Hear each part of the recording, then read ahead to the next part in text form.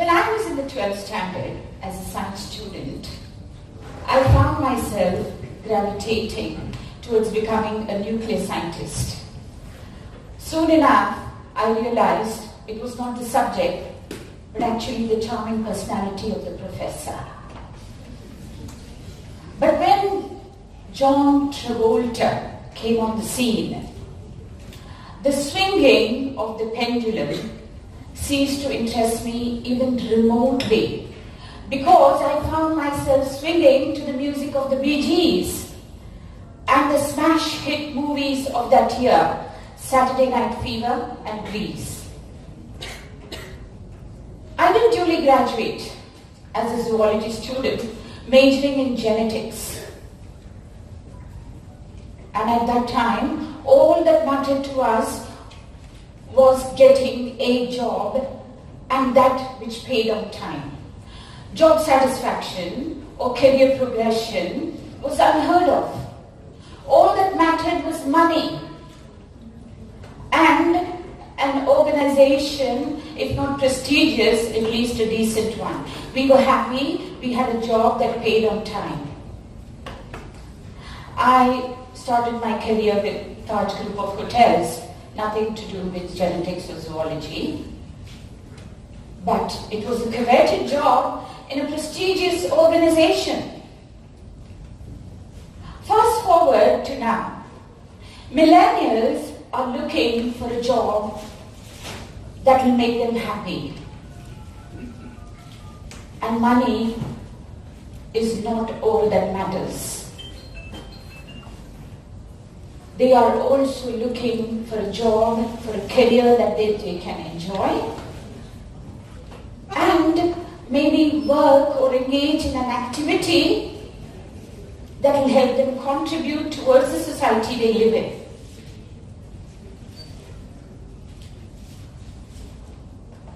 Sadly, that's not what is happening right now. Quarter-life crisis or identity meltdown is what is affecting today's youth. Quarter-life crisis or identity meltdown. And I'm sure many of you agree with that. It's a phase of life where you feel you haven't achieved enough. Nothing is working for you. And that you're missing out on many things in life because you're so focused on your career, on your professional life. Which incidentally is doing nothing for you. It's boring, it's monotonous, it's mundane. Let's face it, the transition from teenage to adolescence to adulthood takes a completely different route in many cultures and countries across the world. And it is very different in India. Here, until the age of 18 or even 21, majority of the decisions are made for you by your parents, because they have this plan for you, because they want you to do well. They have a well thought out plan. But my question is, do well in what? When I was asked to be a speaker on this forum, I took the opportunity to speak with a lot of young men and women who are going through this quarter-life crisis. And some who managed to get out of it, and some who made peace with it. And I was able to concur quite a few points with them. But three most important points that stood out were, one, parents must allow the children to make decisions about higher education because the child knows best. Secondly, schools must appoint career counselors or build or hire faculty that can impress and influence the children from the age of 13 upwards. A roots up approach, not trickle down. And the third and final one was that grassroots level career opportunities need to be created across all streams of education, not just a chosen few. If you want your children to be happy and successful as adults, you need to let them make decisions and take responsibility for those decisions early on in life. Therefore, parents can be guides, but should not be decision makers. And the sooner this happens, at 18 or 19, not at 30 or 31, the better is the resilience and the tenacity of these youngsters. As they go through life's experiences, as they acquire life skills, they come out stronger, more grounded, better equipped to handle any kind of crisis. But if they will let it go to that level, let it become a crisis at all in the first place. I understand that it may not be possible for you to act on all these things immediately and collectively. But taking one step at a time will make a huge difference. And it will matter in the long run. So today I would like to reach out to all of you here and others who might watch me.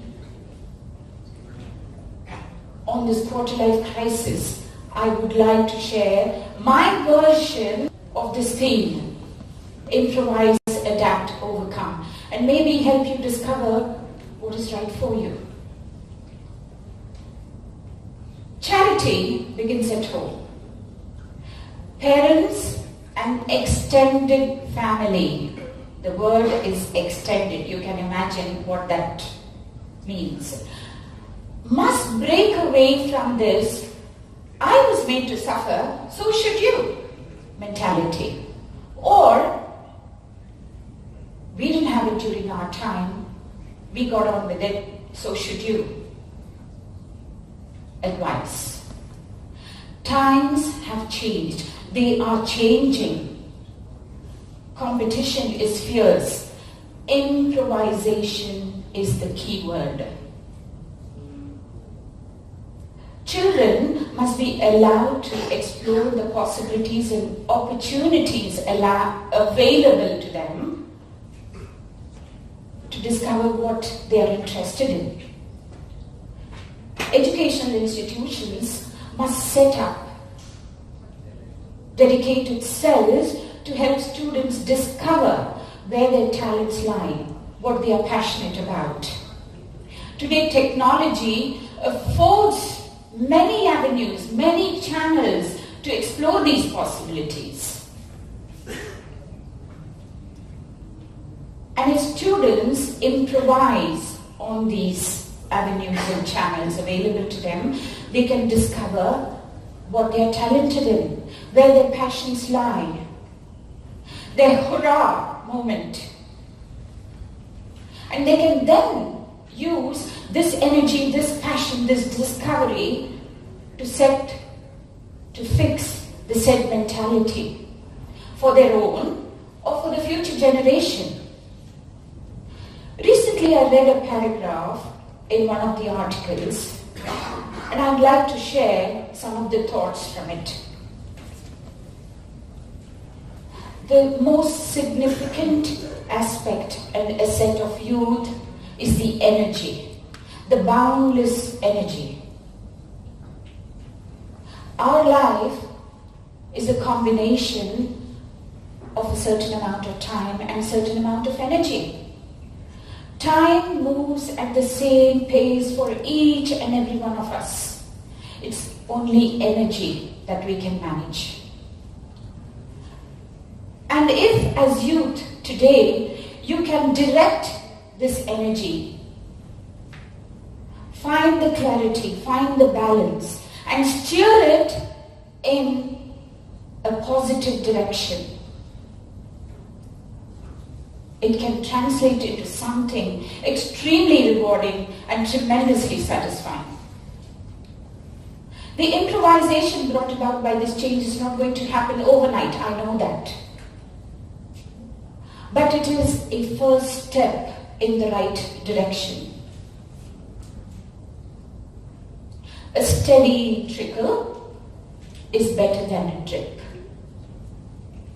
And coming back to this conversation with the youngsters, one thing that all of you told me was that you had no say in choosing the subject at your undergraduation level. You were actually forced to opt for those subjects. You were promised that there was a great road ahead. You were told you were very special. Sadly, it didn't transpire like that. Naturally, some of you were disillusioned. Some of you just plodded on. And some of you adapted yourself into liking it and eventually enjoying it. Perhaps a case of, if you can't beat the gang, join the gang. Social media, constant connectivity, on-demand communication and entertainment were some of the technological innovations that you as millennials got adapted to in a jiffy. And therefore it is understandable that halfway through your career, you're bored, you're restless, because it's not doing anything for you. And how will it? Because you didn't want to be there in the first place. Interestingly, all these youngsters I've met and spoke to told me that it was in their mind, that they would like to change something about it. So my suggestion is, use these same technological innovations to upskill yourself, to upgrade yourself. The American futurist Alvin Toffler, do read his book if you get time. He said, learn, unlearn, relearn. 3 very powerful and pertinent words for your generation. Learn, unlearn, relearn. So if you decide to take a break from this job you are in, which is not doing anything for you, your upskilling will provide you with additional qualifications or certifications. You have your work experience to back up. If you decide to take a sabbatical, for whatever the reason, maybe you want to take risks. You just want to give up this 9-to-5 job and become an entrepreneur. Good for you. You want to gather your thoughts, maybe think about relocating to another town or city, or you want to work on your professional or personal relationships. Whatever the reason, make sure the sabbatical is within a defined time frame. Because if you get too comfortable in the sabbatical, you might end up missing the bus. If you change yourself, you can change your life. Remember what Charles Darwin said.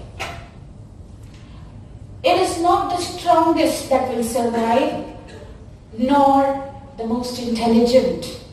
It is the one that is most adaptable to change.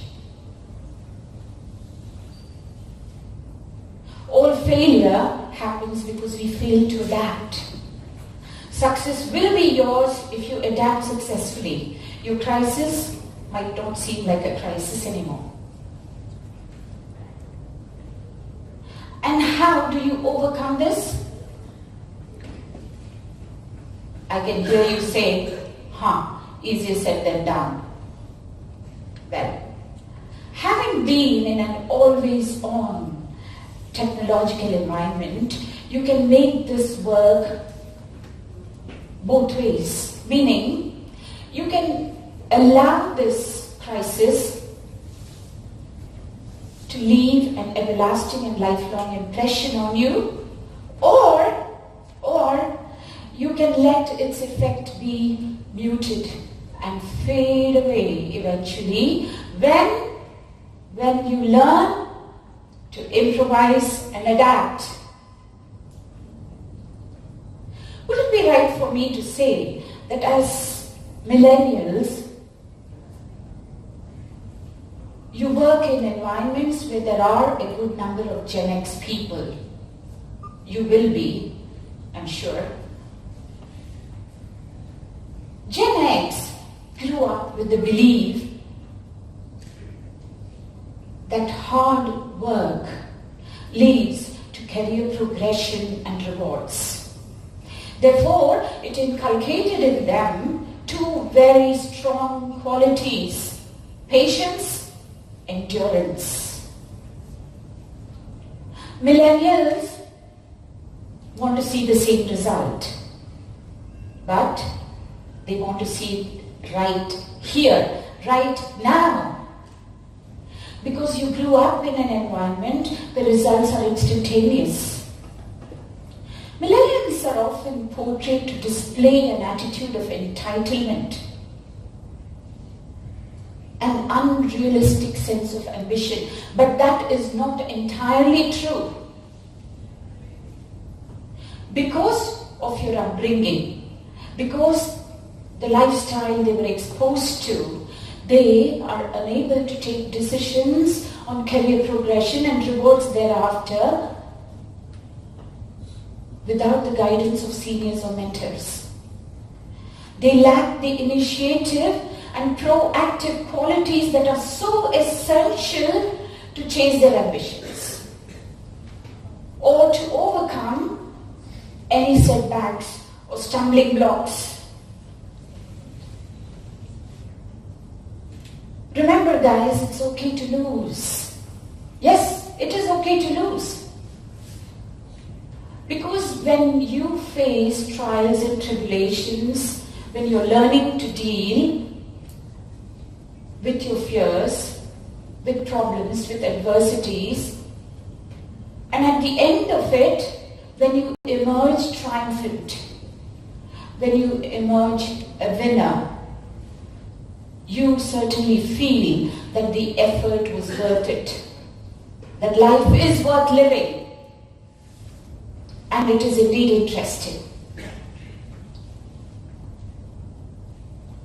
I would say that all is not lost. I strongly believe that all is not lost. Every one of you in this room, you have it in you to be who you want to be, where you want to be, what you want to be.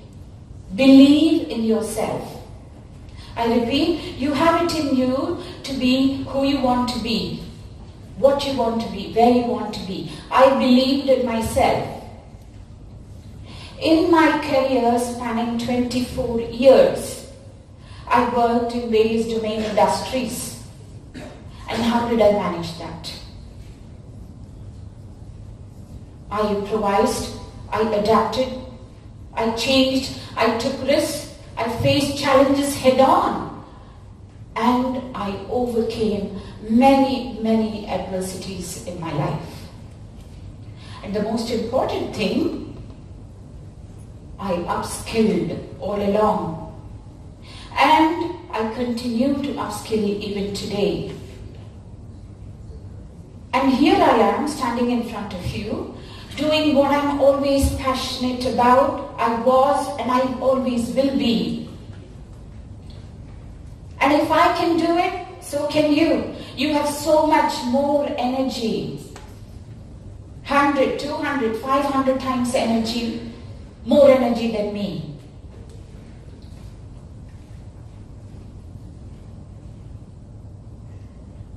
Stoke the fire within your heart. With this passion, with this energy, Discover, define what success means to you, what happiness means to you, what winning means to you. And when you use this passion and energy within you to stoke that fire, you can let the sparks fly. To discover your winning moment, your success, your happiness, the beauty in what otherwise seems like a chaotic and uncertain future. I guarantee you will emerge a winner when you improvise, adapt, and overcome. My best wishes to you. Thanks very much.